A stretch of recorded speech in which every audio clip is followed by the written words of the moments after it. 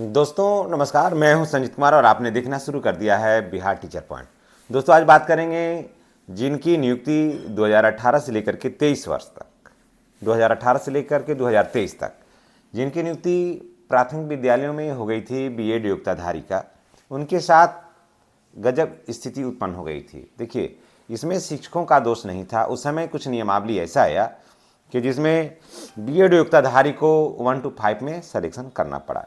हालांकि ये नियम के विपरीत था, ये ऐसा होना नहीं चाहिए था, लेकिन अब जब नियमावली में है तो स्वाभाविक है कि शिक्षक वहाँ पर आवेदन करेंगे। इसमें शिक्षक कहीं कोई दोषी नहीं है। तो और बीएड जो होता है वो 6 to 8 से ऊपर के 6 to 8 से पढ़ाने वाले लोगों के मद्देनज़र रखते हुए कोर्स ये बनाया जाता है। लेकिन उनकी नियुक्ति हो गई 2018 से 23 तक, जो जिन शिक्षकों की नियुक्ति हुई वो हो गई प्राथमिक विद्यालय में, काफ़ी बड़े पैमाने पर, काफ़ी बड़े संख्या में। अब इनकी नौकरी पर संकट उत्पन्न हो गई। कोर्ट ने कहा कि अब ऐसे शिक्षकों को आप हटा दीजिए। ऐसे शिक्षक जो हैं, जो बीएड योग्यताधारी हैं, वो प्राथमिक विद्यालयों के योग्य नहीं हैं और उनको आप हटाइए, है ना।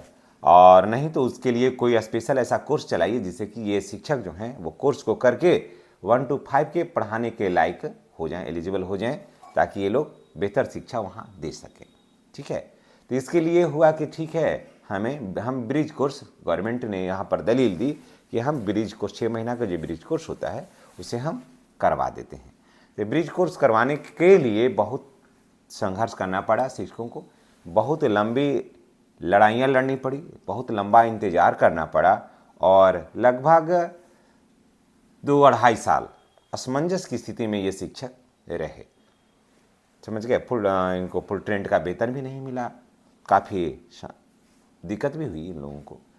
अब हुआ कि इनको ब्रिज कोर्स करवा दिया जाए। अब ब्रिज कोर्स करवाने के लिए टाइम निर्धारित किया कि 1 वर्ष के अंदर इन लोगों को ब्रिज कोर्स करवा देना है।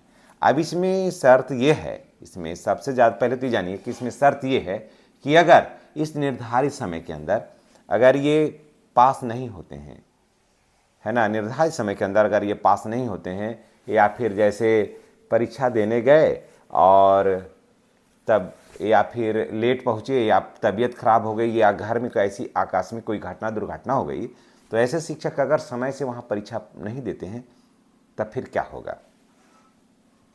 क्योंकि साल भर के अंदर ही करवाना है और इसलिए शिक्षक संगठनों ने मांग किया है कि साल में 2 बार या 3 बार कोर्स को माने परीक्षा को ले लिया जाए। अगर मानते हैं कि शिक्षक फेल करते हैं तो 1 साल के अंदर जो टाइम निर्धारित है उसके 1 साल के अंदर इन लोगों को ले लिया जाए, ताकि शिक्षक जो हैं वो आसानी से इसको पार कर सकें, पास कर सकें।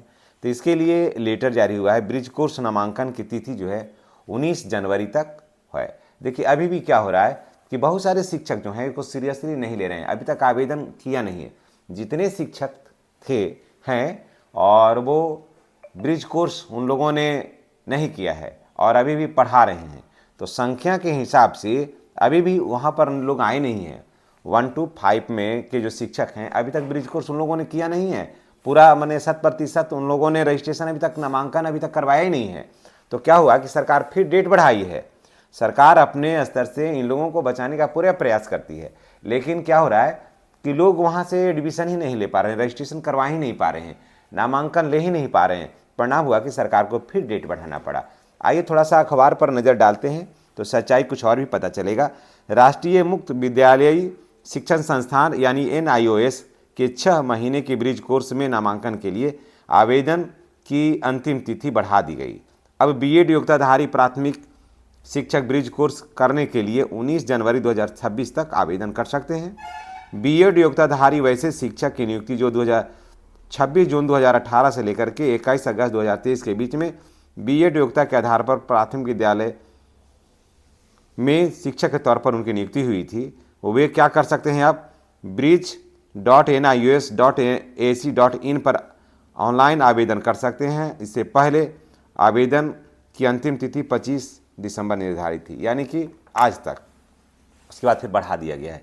इसलिए मैं तमाम शिक्षकों से यही अपील करूंगा कि आप निर्धारित समय के अंदर आप इसको रजिस्ट्रेशन करवा लें, नामांकन करवा लें, ताकि आपका एग्ज़ाम नहीं छूटे। अगर एग्ज़ाम छूट जाएगा तो फिर हो सकता है कि कठिनाई हो और फिर बाद का इंतज़ार क्यों करना, अभी ही इसको करके समाप्त कर दें तो ज़्यादा बेहतर है। चलिए इसी के साथ हम आपसे विदा लेते हैं। नेक्स्ट वीडियो में हमारी और आपकी फिर मुलाकात होगी। इसलिए जितने भी हमारे शिक्षक साथी भाई बहन हैं वो चैनल पर नहीं तो चैनल को सब्सक्राइब करिए। और ये मैं बता देता हूँ कि जितने भी बीएड योग्यताधारी हैं 1 to 5 में पढ़ा रहे हैं उनको हर हाल में ये ब्रिज कोर्स जो है वो करना अनिवार्य है, नहीं तो बाद में बहुत कठिनाई होगी। धन्यवाद।